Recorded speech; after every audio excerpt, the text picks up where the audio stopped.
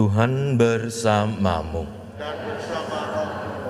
Inilah Injil suci menurut Lukas.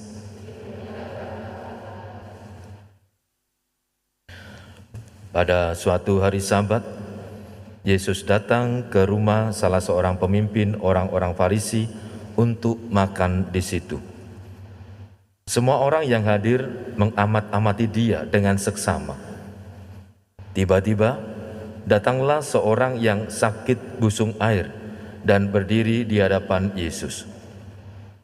Lalu Yesus bertanya kepada para ahli Taurat dan orang-orang Farisi, "Bolehkah menyembuhkan orang pada hari Sabat atau tidak?"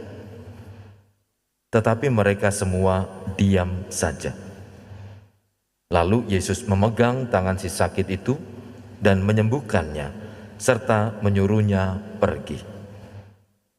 Kemudian Yesus berkata kepada mereka, "Siapakah di antara kalian yang anak atau lembunya terperosok ke dalam sumur, tidak segera menariknya keluar meski pada hari Sabat?" Mereka tidak sanggup membantahnya. Demikianlah sabda Tuhan. Terpujilah Kristus.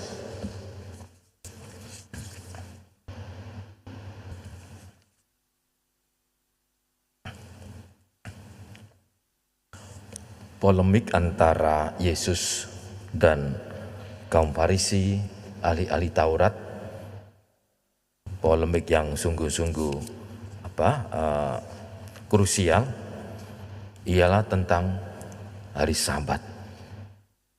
Dan karena itulah salah satu yang sebab membawa Yesus pada kematian. Saudaraku yang terkasih, di mata Yesus sungguh menghormati Taurat. Sama sekali ia datang bukan untuk mengabaikan, melalaikan, atau bahkan meniadakan, menghapuskan. Sama sekali tidak. Yesus amat sangat menghormati. Dan ia mengajak ahli Taurat, kaum Farisi yang mendalami itu, untuk mempelajari lebih dalam apa yang dimaui dari tulisan yang ada dalam hukum Taurat, yang bangsa Israel yakini sebagai salah satu buah karya Musa. Yesus ingin menyempurnakan. Karena itu ia mengajak diskusi. Dan tentang hari Sabat disampaikan oleh Yesus.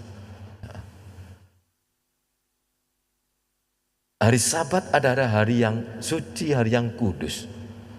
Maka dengan demikian logikanya kalau ini sesuatu yang suci dan kudus, maka tindakan-tindakan yang suci dan kudus pula yang harus menyertai. Yang harus menyertai. Maka Yesus mengatakan, siapa di antara kalian pada hari Sabat tidak melepaskan kambing lembunya ke mata air dan menuntunnya kembali ke kandang? Dalam hukum hari Sabat itu tertulis.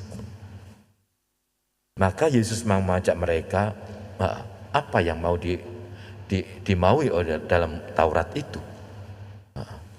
agar sungguh-sungguh mendasar bahwa di balik tulisan itu manusia yang harus diutamakan, tidak boleh diabaikan. Kalau engkau lembu kambing kamu bawa keluar di Sabat ke tempat minum, kemudian kamu bawa kembali ke kandang, bagaimana engkau pandanganmu tentang manusia? Hari Sabat tidak meremehkan manusia, tidak. Tetapi melalui tata aturan itu, hari Sabat juga mau mengangkat manusia yang harus diutamakan.